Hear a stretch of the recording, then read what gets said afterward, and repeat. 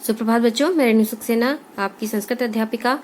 आज आपको आपकी पाठ्य पुस्तक संस्कृत निकिता के पाठ 4 यानी चतुर्था पाठा जरासंध वधम का शेष भाग पढ़ाने जा रही हूँ। इससे पहले मैंने आप लोगों को बता दिया था कि जरासंध का जन्म किस प्रकार से हुआ था। तो यहाँ से पढ़ते हैं, मैं दोबारा से पढ़ा देती हूँ क्योंकि ये एक बार पढ़ा दिया था, मैं दोबारा से पढ़ा देती हूँ।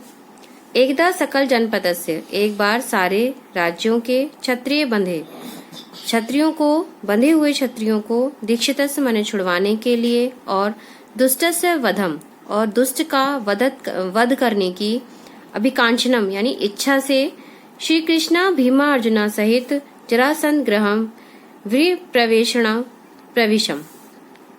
तो एक बार सारे राज्यों के बंधे हुए क्षत्रियों को छुड़वाने के लिए और दुष्ट का वध करने की इच्छा से श्री कृष्ण भीम अर्जुन के साथ जरासंध के घर में ब्राह्मण के रूप में गए। ठीक है, तो जो जरासंध था वो क्या करता था, सारे राजाओं को उसने अपने घर में कैद कर लिया था। जरासंध तु तान वस्तुता विप्रान एव मानवो दटवट प्रणम्य यथोचितम आसनेषु समुवेश्य मधुपर्क दानेन संपूज्य अवदत्। जरासंध ने उन तीनों को वास्तव में विप्रान मतलब ब्राह्मण ही मानकर, जरासंध ने उन तीनों को वास्तव में विप्रान माने ब्राह्मण ही मानकर दंडवत प्रणाम किया और यथोचितम आसनेषु और उचित आसन पर समवश्य माने बैठाकर मधुपर्क दानेन शरबत पीने के लिए दिया और संपूज्य अवदत्त और पूज्यता के साथ कहा। ठीक है, बड़े ही सम्मान के साथ कहा, धन्यो अस्मि धन्य हूँ मैं, कृतकृतो अस्मि कृतार्थ हूँ मैं, किमर्थ भवंतो मदगृहम आगता। आप सब मेरे घर में, भवंतो माने आप सब, मदगृहम माने मेरे घर में, किमर्थम माने किस लिए, आगता माने आए हैं। आप सब मेरे घर में किस लिए आए हैं। तद वक्तव्यम वह कहिए, आप सब मेरे घर में किस लिए आए हैं वह कहिए।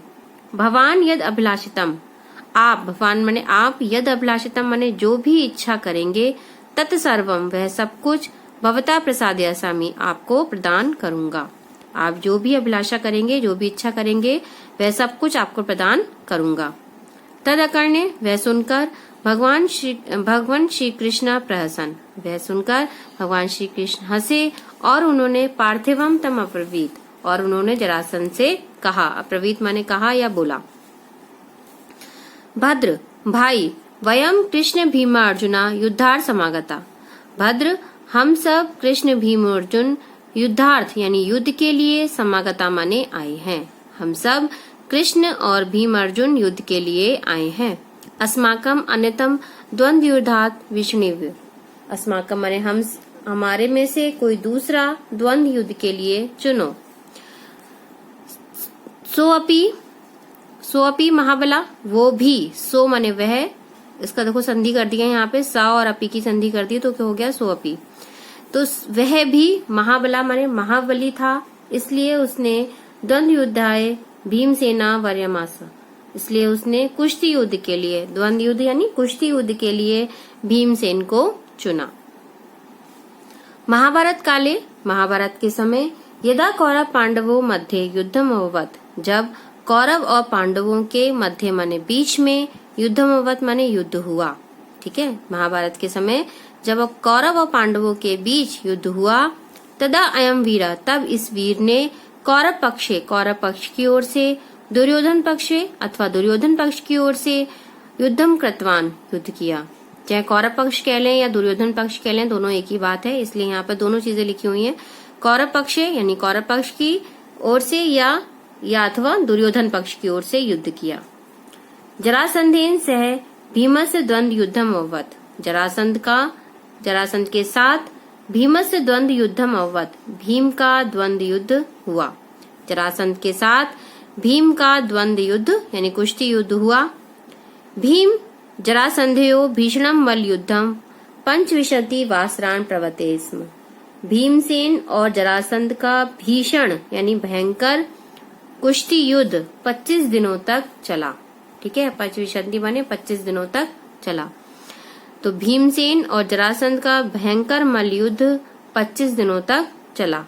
तस् मल्ल युद्धे उस मल्लयुद्ध में यानी उस कुश्ती युद्ध में भीमम हतोत्साहितम दृष्ट्वा, भीम को हतोत्साहिता यानी निराश देखकर, उस मल्लयुद्ध में भीमसेन को निराश देखकर श्री कृष्ण यानी श्री कृष्ण ने कूटनीति के अनुसार भीमम प्रति संकेता कृतवाम, भीम के लिए संकेत किया।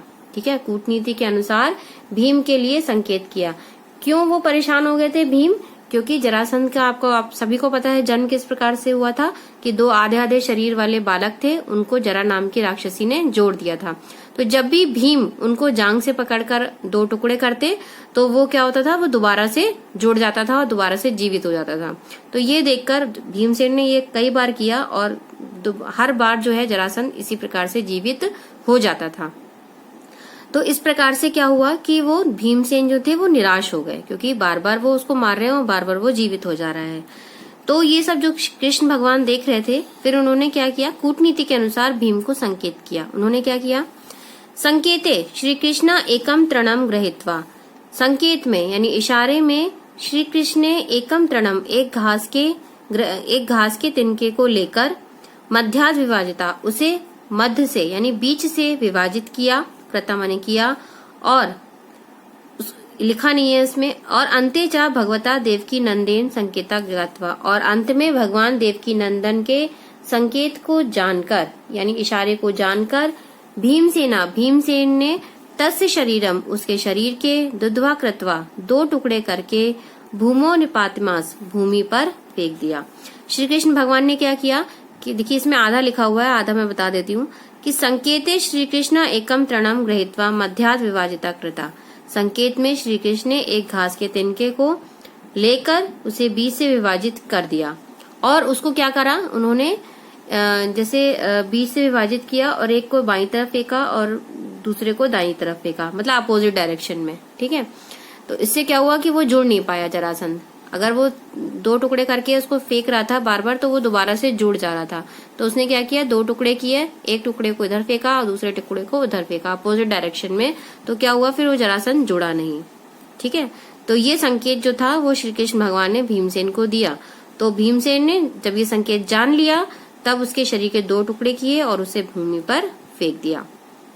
एवं बलिष्ठम, इस प्रकार बलिष्ठ यानी बलवान जरासंध पांडुपुत्रेण, जरासंध पांडुपुत्र के द्वारा घायत्वा तेन कारागृहीतवान पार्थिवान वासुदेवा मोचयमासा, इस प्रकार बलशाली जरासंध पांडुपुत्र के द्वारा मारा गया और उन्होंने कारागृहीतान और उन्होंने जेल में बंद सभी क्षत्रियों को छुड़वा दिया। मोचमास माने छुड़वा दिया।